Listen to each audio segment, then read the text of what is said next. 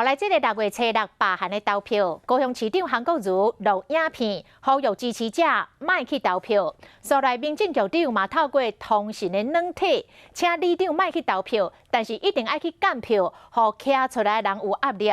结果去互民众来告发。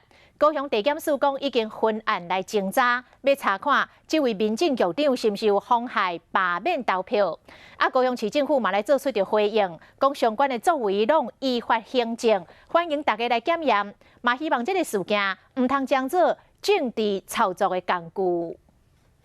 高雄是支持韩国瑜的好朋友，请你不要出来投票。高雄市长韩国瑜5月15日面册播出影片，针对罢韩爱支持者莫去投票，所来5月17。民政局长周兴盈伫甲里长的通讯软体对话中，爱里长莫去投票，但一定爱监票，互徛出来的人有压力。这段发言被人告发，高雄地检署嘛受理侦办。是否有妨害罢免投票？公职人员选举罢免法都有相关的规定。那至于本案是否构成，检察官会综合相关的卷证资料一并考量，并调查厘清。爱里长莫去投票发言，即马被侦办。周兴盈私下回应，尊重司法。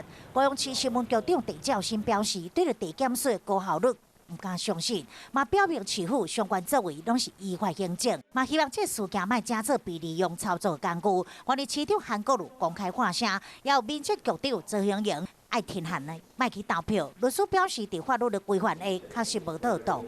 公务人员行政中立法第10条啦，公务员不应该假借职务上的权利或机会去要求大家在罢免投票的时候做出不要投票的行为。随着6月初6罢韩投票的逼近，对着罢韩团体强大火力，那也人嘛开始反击。律师认为公务人员或者是民意代表，更加应该爱保持中立，才袂引发争议。